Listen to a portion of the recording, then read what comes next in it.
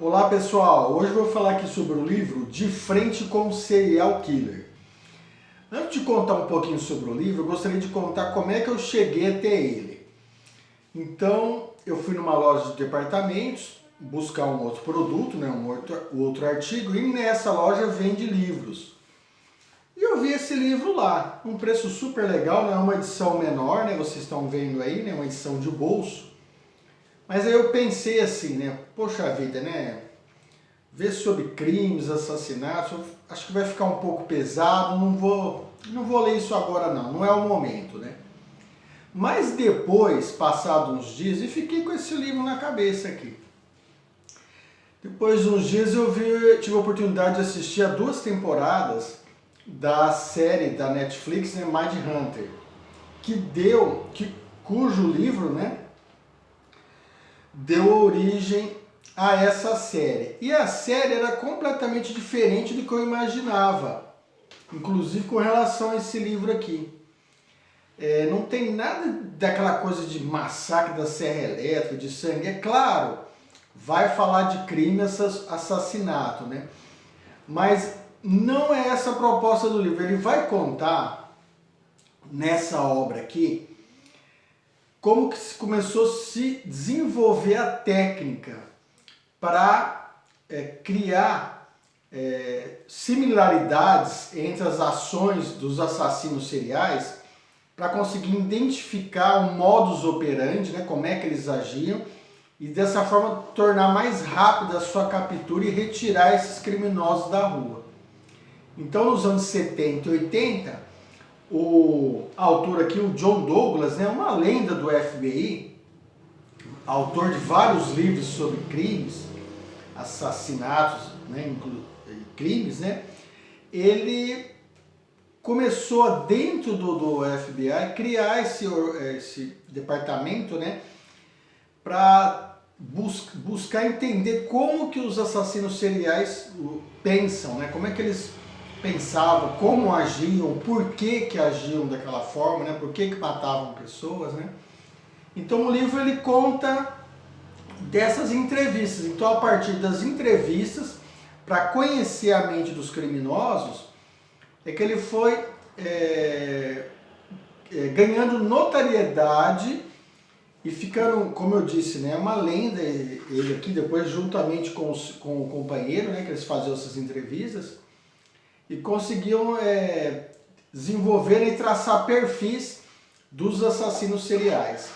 Nessa obra aqui, que ainda não li o primeiro, né, que eu tinha vontade de ler, que é o Mindhunter, então isso aqui é uma sequência, né? Então, como o próprio título diz aqui, né, novos casos de Mindhunter, né? Ele vai contar 4 casos.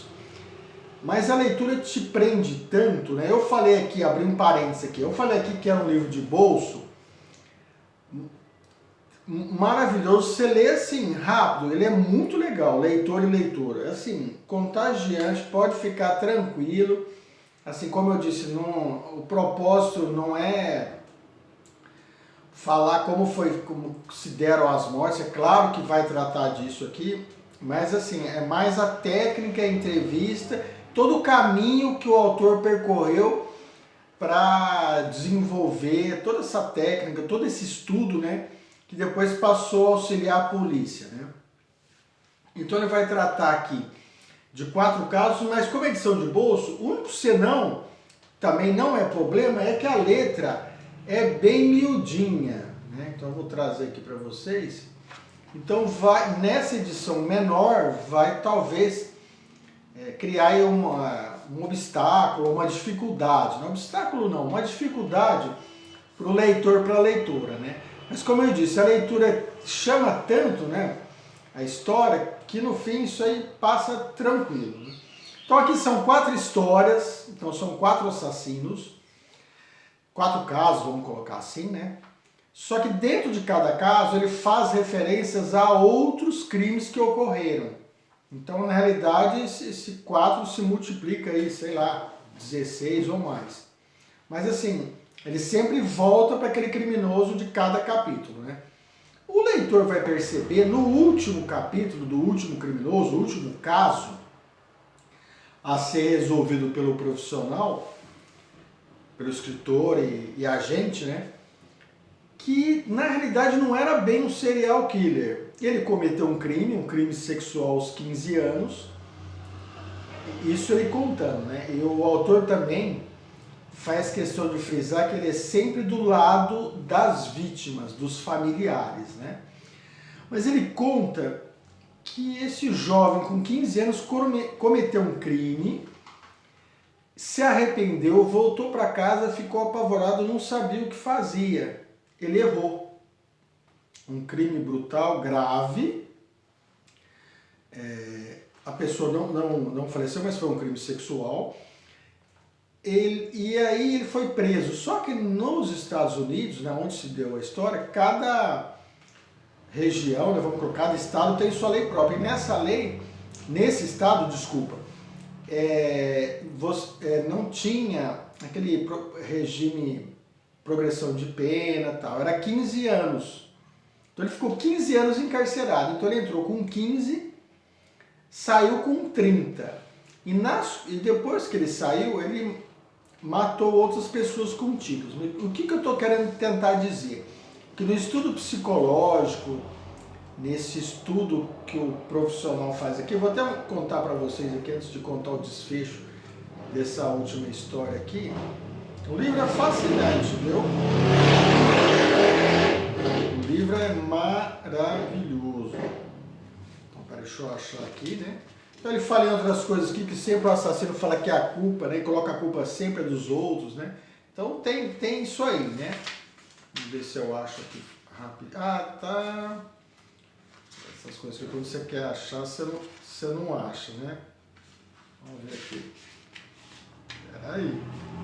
Tá quase. Tá no comecinho. Ah, tá aqui, ó. Então ele coloca assim: o primeiro agente responsável pela análise de perfis psicológicos em tempo integral e gerente do programa de análise de perfis de personalidades criminosas. Então, John Douglas, o trabalho dele começou a ficar tão significativo que ele fazia isso, vamos dizer assim, nas horas vagas. E de repente o trabalho dele ficou reconhecido da sua importância e ele passou a trabalhar integralmente, em horário integral, só fazendo essas entrevistas e compilando esses dados, né, tabulando, né, para instruir os arquivos, né, da Polícia Federal. E voltando, e nessa entrevista com esse último personagem, né, como eu disse, um jovem cometeu um crime sexual aos 15 anos, ficou preso junto com adultos até os 30 anos. Nessa entrevista, isso o leitor e a leitora vai perceber, que ele ficou na dúvida que se realmente, como não houve o crime, claro, grave, o autor se coloca sempre ao lado da vítima, está escrito isso aqui, mas ele joga também para o leitor ou para a leitora, para ele mesmo também, se de repente uma pena menor, com acompanhamento psicológico, psiquiátrico, uma terapia, teria recuperado ele de uma forma melhor, porque quando ele sai, ele cometeu outros crimes, né, com armas, atirando em pessoas. E na realidade, o que o leitor e a leitora vai ver aqui, que segundo o autor, isso foi em decorrência do que ele viveu esses 15 anos junto a outros criminosos, né, o pessoal que estava cumprindo pena, de prisioneiros, criminosos de violentos, né? Então assim, será que resolveu, não resolveu deixar ele por tanto tempo preso? Então é uma questão que joga nesse último capítulo somente, né, que ele não vê esse criminoso como um serial killer, tá? Então ele deixa isso claro aqui, mas ele trouxe essa história aqui para repensar o sistema prisional norte-americano e tal. Então é interessante, uma leitura muito legal, dá para aprender muito sobre comportamento humano principalmente, tá? Então uma dica de leitura muito legal, para de repente aí você sair da zona de conforto, né?